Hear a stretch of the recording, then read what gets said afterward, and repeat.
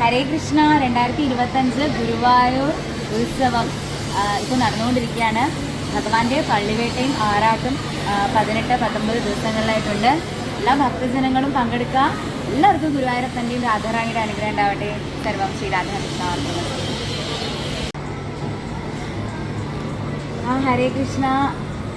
ഈ കൊല്ലവും ഭഗവാന്റെ കഞ്ഞി കുടിക്കാൻ പറ്റി. കഞ്ഞിയും പുഴുക്കും അതും കഴിക്കാൻ പറ്റി. ഭഗവാന്റെ പ്രസാദം ഇവിടെ എല്ലാ ദിവസവും ഭഗവാന്റെ പ്രസാദം ഉണ്ട്. രാവിലെ ഉച്ചയ്ക്കും വൈകുന്നേരവും ഒരുപാട് ലക്ഷക്കണക്കിന് ഭക്തജനങ്ങൾ ദിവസവും വന്നു പോകുന്നുണ്ട്.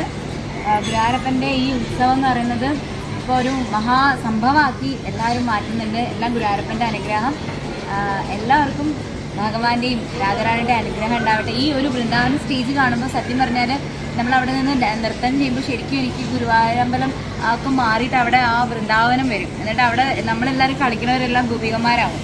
അവിടെ ആ ഗോപികാഭാവത്തിലാണ് എല്ലാവരും അവിടെ നിന്ന് തിരുവാതിര കളിക്കുന്നത്.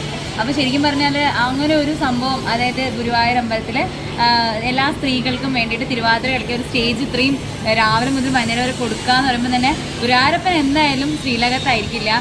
തിരുവാതിരക്കളി കളിക്കുന്ന ഗോപികുമാരുടെ കൂടെ ആയിരിക്കും തീർച്ചയായിട്ടും. അപ്പോൾ എന്തായാലും അത് വലിയൊരു അനുഗ്രഹമാണ്. വലിയ നൃത്തം കളിക്കാൻ എന്താ പറയുക, അറിയാത്തതാണോ അറിയോ അതൊന്നും അവിടെ വിഷയമല്ല. ഭഗവാന്റെ ഇങ്ങനെ മനസ്സിൽ വിചാരിച്ച് ഭഗവാൻ നമ്മുടെ കൂടെ ഇങ്ങനെ കളിക്കണ പോലെ നമ്മളെല്ലാവരും നിന്നൊക്കെ കളിച്ചു.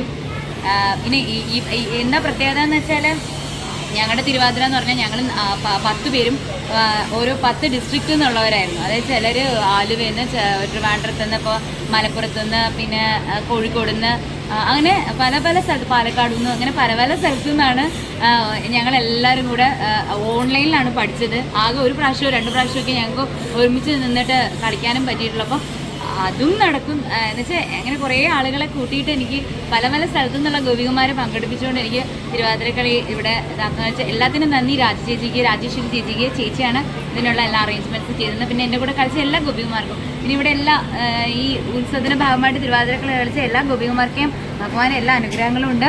പിന്നെയും കൂടുതൽ ആളുകൾ ഈ ഉത്സവ സമയത്ത് ഈ തിരുവാതിരക്കളിയിൽ പങ്കെടുക്കുക. എന്നിട്ട് ഭഗവാന്റെ വൃന്ദാവനമാക്കി മാറ്റായി ഗുരുവായൂർ. എല്ലാവർക്കും ഭഗവാന്റെ രാധാറാണിയുടെ അനുഗ്രഹം ഉണ്ടാവട്ടെ. സർവം ശ്രീ രാധാകൃഷ്ണ അർപ്പണമസ്തു. ജയ ശ്രീ രാധേ രാധേ. ഹരേ കൃഷ്ണ. സർവം ശ്രീ രാധാകൃഷ്ണ അർപ്പണമസ്തു. ജയ ശ്രീ രാധേ രാധേ.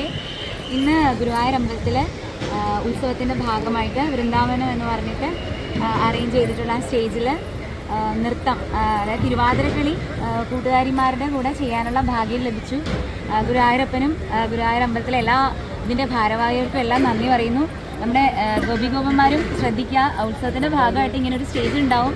അതിൽ ദിവസവും തിരുവാതിരക്കളി ഉണ്ടാവും. അപ്പം നിങ്ങളും കളിക്കുക. അത് ഭഗവാനൊരു സമർപ്പണം പോലെ ചെയ്യുക. അപ്പം ഈ കൊല്ലം ചെയ്യാൻ സാധിക്കാത്തവരെ അടുത്ത കൊല്ലം ചെയ്യുക. എന്നാലും ഞങ്ങൾക്ക് ഒരുപാട് മനസ്സ് നിറഞ്ഞ് സന്തോഷമായി ഇന്നത് ചെയ്യാൻ സാധിച്ചപ്പോൾ. മാത്രമല്ല ഗുരുവായൂരപ്പൻ്റെ ഉത്സവം നടന്നുകൊണ്ടിരിക്കുകയാണ്. മറ്റന്നാൾ ആറാട്ടാണ്. അപ്പം എല്ലാവർക്കും ഗുരുവായൂരപ്പൻ്റെ ഉത്സവത്തിൽ ഭാഗമാകാൻ സാധിക്കട്ടെ.